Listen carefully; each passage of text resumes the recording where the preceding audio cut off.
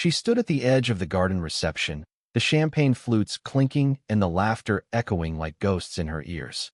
No one noticed the woman in the plain gray suit, the one who had mortgaged her future to pay for every string quartet note and every golden-rimmed plate. They only saw the bride, her daughter, beaming under the fairy lights, raising a glass beside her new mother-in-law. That woman, the one who had smiled so sweetly over lunch weeks ago and said, "Your daughter is so lucky to have a mother like you," and then turned right around and whispered to her son, "Don't worry, darling. Her mom's paying for everything." Everything. The flowers flown in from Holland. The 200-person guest list, mostly from his side. The imported French wine. The 5-tier cake that tasted like sugared clouds. And the designer dress that her daughter swore she'd pay for with her own money, but never did. It wasn't the money that hurt her most. It was the silence. The way her daughter let that woman, a stranger, really speak like she held the reins. The way her daughter stopped calling her mom and started calling her Karen in front of others. The way her daughter thanked everyone but her in the wedding toast. Not even one word. Not one glance. So no, this story doesn't begin with a mother beaming at her daughter's wedding. It begins with a woman holding the receipt for her dignity and deciding finally to take it back. My name is Karen Wallace. I'm 68 years old, a retired elementary school teacher. I taught second grade for 32 years. I raised my daughter alone after my husband died in a car accident when she was 5. Her name is Lily. And until 3 weeks ago, I thought I was her hero. I don't say that to sound grand.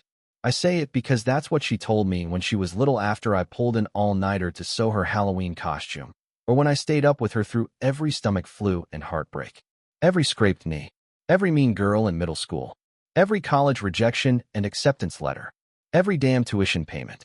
I was always there. Until I wasn't needed anymore. It started small, of course. They always do.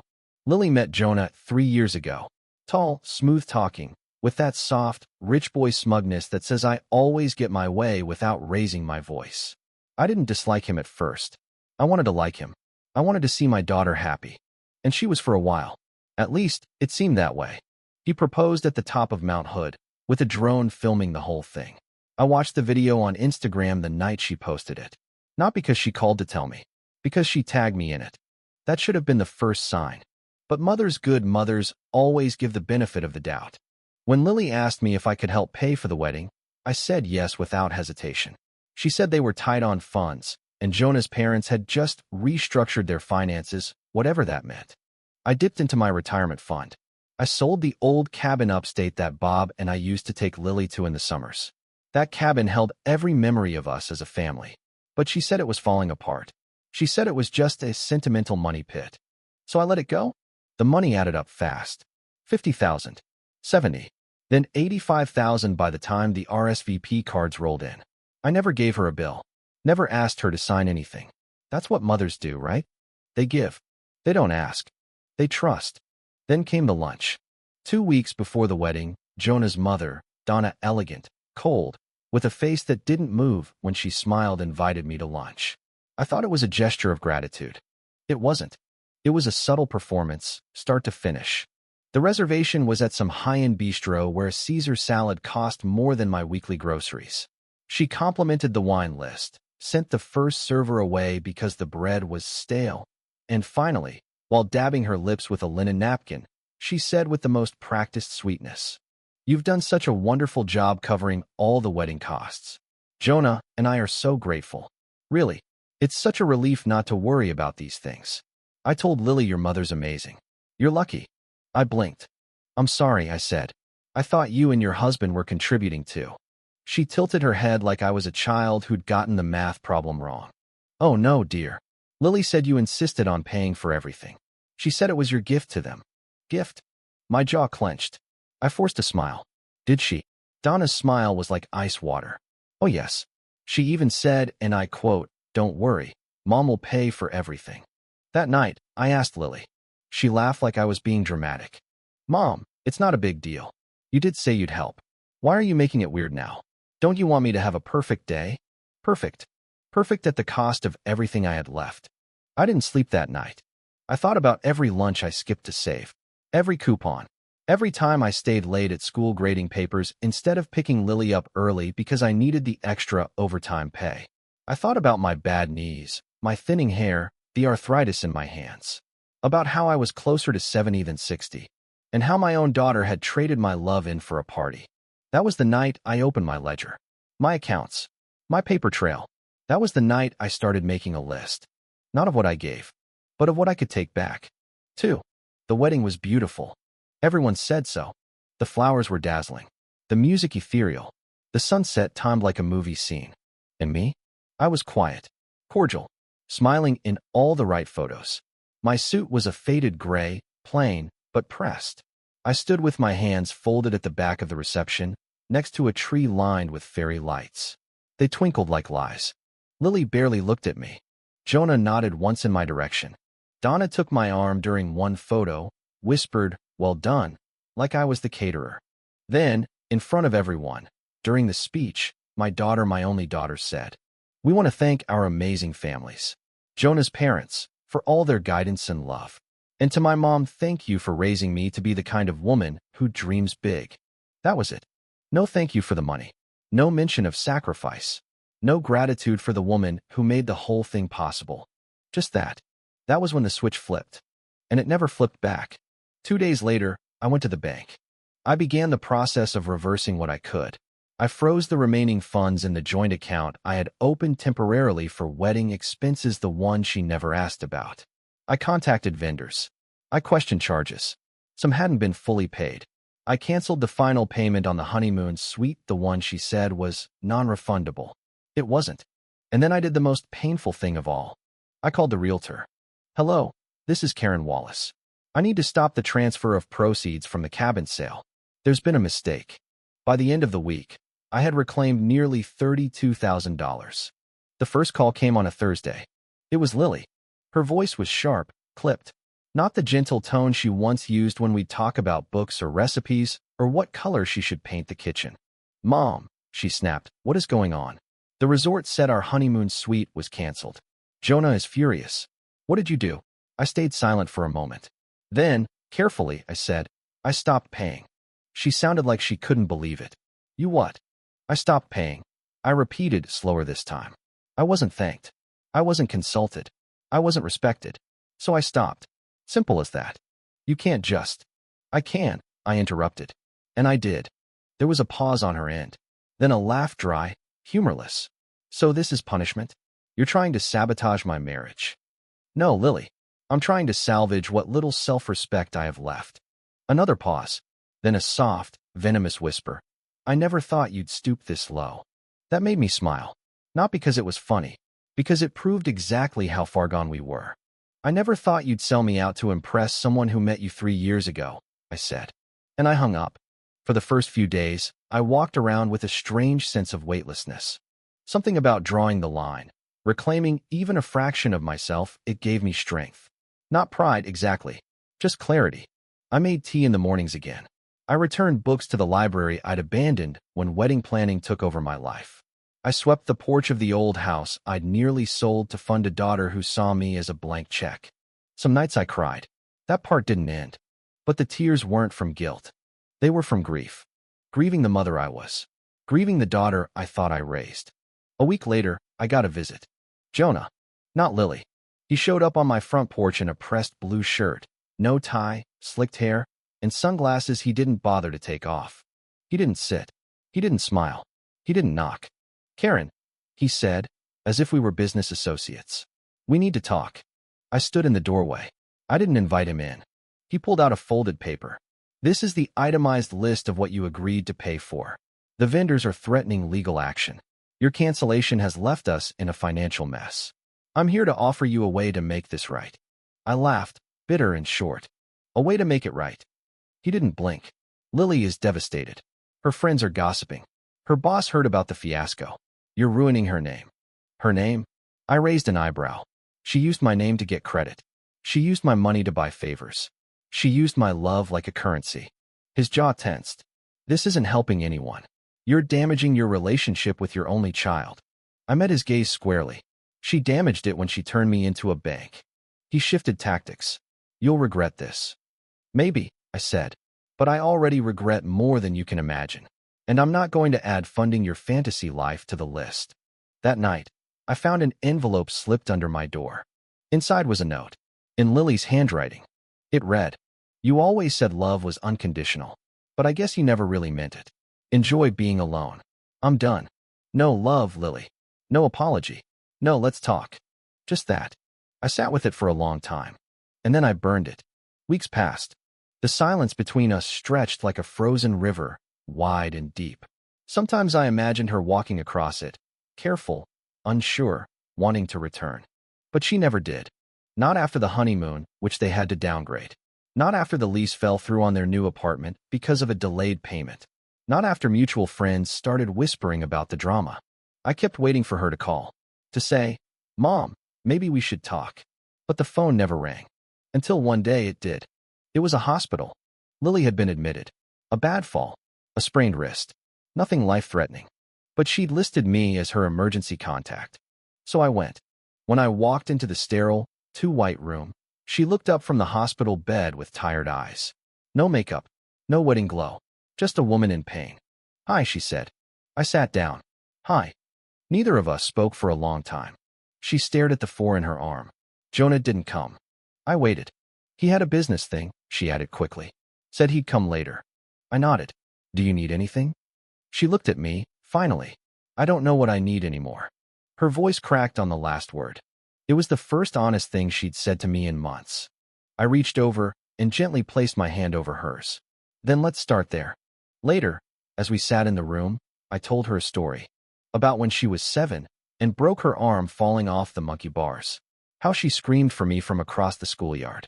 How I ran, breathless, heart racing, and how she clung to me the whole ambulance ride, whispering over and over, "Don't leave me." "I never did," I said softly, "even when it felt like you left me." Tears slipped down her cheeks. I thought I was doing the right thing. Jonah's family, they're so different. So confident. I wanted to fit in. I wanted to show them I belonged. "You do," I said, "but not by erasing yourself. And not by erasing me." She squeezed my hand. "I'm sorry," she whispered. "For everything." Forgiveness doesn't come like thunder. It comes like a slow, spring thaw. That day, it began to melt. I didn't forget what she did. I didn't pretend things were fine. But I saw the little girl inside her again, scared, lost, trying too hard to be loved by people who didn't love her the right way. And I remembered that my job, even now, wasn't just to provide. It was to protect. Sometimes even from herself. After she was discharged, she asked if she could stay with me for a few days. Just until she figured things out. I said yes. She slept in her old bedroom. The wallpaper still had faint stars from a sticker set we'd put up 20 years ago. On the second morning, she came to breakfast, quiet, her eyes puffy. "I don't think I want to go back to that apartment," she said. I folded the paper. "Then don't." She looked at me.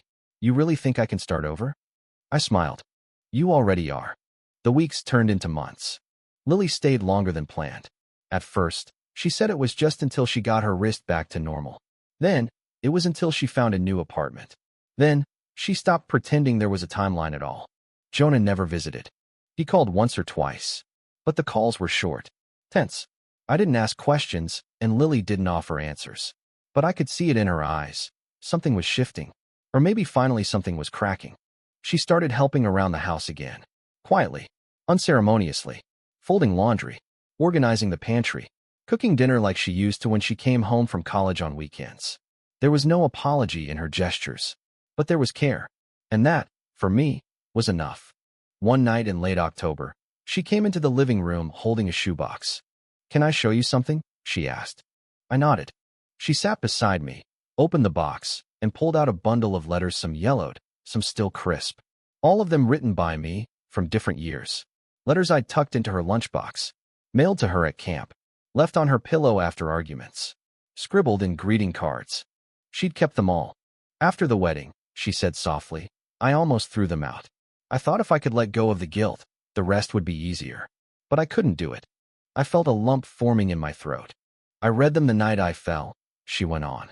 "I was reaching for the top shelf in our closet, trying to find the last box. I slipped. And before I hit the ground, I remember thinking, God, I never said thank you. I never said I was sorry." "You just did," I whispered. Her shoulders trembled. I thought love meant proving I didn't need you anymore, she said. But I was wrong. Real love, real family, isn't about distance. It's about return. The next morning, Lily handed me an envelope. It contained a personal check. $10,000. What is this? I asked, confused. She looked embarrassed. I've been saving. I took a temp job doing freelance design. I know it's not everything, and I know you didn't ask, but I need to do this. For me. I stared at the check. I don't want your money, Lily. I know, she said, but I need you to take it anyway. There was a silence. And then, slowly, I slid it back toward her. Put it in a savings account, I said. For your next beginning. We talk more after that. Not just about bills or weddings or broken things, but about the little stuff. Dreams. Memories. Silly stories from when she was a teenager. Things I hadn't thought she remembered. It felt like watching spring come back to a dead tree. Quietly. Then all at once. And one evening, when I was watering the plants out front, Lily came onto the porch. She looked nervous. I've been seeing someone. Just casually. I looked up. Not Jonah. She laughed softly. No. That ended. A few weeks after I came here. He said I changed. I said he never really saw me in the first place. I didn't smile. I just opened the screen door and said, good. One afternoon, she asked me if I wanted to go back to the cabin. The one I almost sold. I hadn't been there in over a year. The thought of walking into that space, the ghosts, the memories, the almost lost made my chest tight. But I agreed. We drove up in late November, the trees still half-colored, the air sharp with the scent of pine and wet leaves. She unlocked the door. Inside, everything was just as I remembered and nothing was. Cobwebs in the corners. Dust on the windows. But still ours. Lily walked through each room like she was touching a memory. Then she turned to me and said, I want to fix this place up. With you. Not because we have to, but because we can. And in that moment, I saw not just my daughter. I saw the woman I'd hoped she'd grow into. December came with frost. Lily's temp job turned into something more permanent. She started working remotely from my living room, coffee beside her laptop, soft music playing as I read on the couch. It wasn't the life I'd imagined for her. It was better. She laughed more, called me mom again. And one night, sitting in our pajamas with popcorn between us, she whispered, do you think there's a way back? Not just for us, but for me. For the kind of person I used to be before I let everything slip? I looked at her, really looked, and said, you don't have to go back. Just forward, with different steps. On Christmas morning, I woke up to find the tree lit, soft snow falling outside the window, and a single box under the tree addressed to me. Inside was a photo album, labeled, The Real Story. Page after page of our life, together, the real version. The one that didn't end at the altar. The one that mattered more than any one day in a white dress. Photos of us at the beach, covered in flour baking cookies, reading books under blankets. My hand in hers on her first day of college. My teary smile the day she graduated. On the final page was a note. I lost my way, but I never stopped being your daughter. Thank you for taking me back, even when I didn't deserve it. Love always. Lily. I held that book to my chest, and I wept. After Christmas, things moved gently but steadily forward. Lily began talking about taking some community classes, graphic design, a little photography. I encouraged her. I could see something returning to her, not just stability, but joy. She even started volunteering at the local library, saying it made her feel close to Mimi old world. Then, one morning in January, while we were having tea, she asked quietly, can I ask you something hard? I looked at her over my mug. Of course. She hesitated, then said, do you think you'll ever forgive me completely? I set the mug down. I already have, I said. She bit her lip. But how? After everything? After what I let them say what I said? Because I remember who you were before all of that, I said gently. And I see who you are now. She swallowed hard. I want to believe that. But sometimes I don't even recognize myself. That's because the woman you were at that wedding wasn't really you, I said. She was scared. She was pretending. Her eyes filled. She was trying to be someone else's version of perfect. I reached across the table and held her hand. You're enough. You always have been. In early February, Lily received a letter from Jonah's lawyer. A formal divorce petition. No drama, no final blowout. Just paperwork. Cold and distant, just like their last few months together. She stared at the envelope for a long time without opening it. I let her have the silence. That night, she brought it into my room. I don't want to open it alone. So we did it together. On my bed, side by side, with tissues nearby and no distractions. She read every line out loud. Some parts made her laugh in disbelief. Others made her tear up. But when she reached the end, she exhaled like she'd been holding her breath for a year. Just like that, she said. It's over. No, I said gently. Just that part is over. The rest is still being written. She looked at me, eyes red, voice breaking. Can I stay a little longer? As long as you want. We returned to the cabin that spring. This time, with gloves, tools, and a list. The place was a mess, but it was ours. Every nail hammered, every curtain hung, every coat of paint, it was like stitching a memory back together. I hadn't seen Lily work like that since she was a teenager helping me plan our first garden. One afternoon, while scrubbing the old fireplace tiles, she looked up and said, I think I understand why you stopped paying.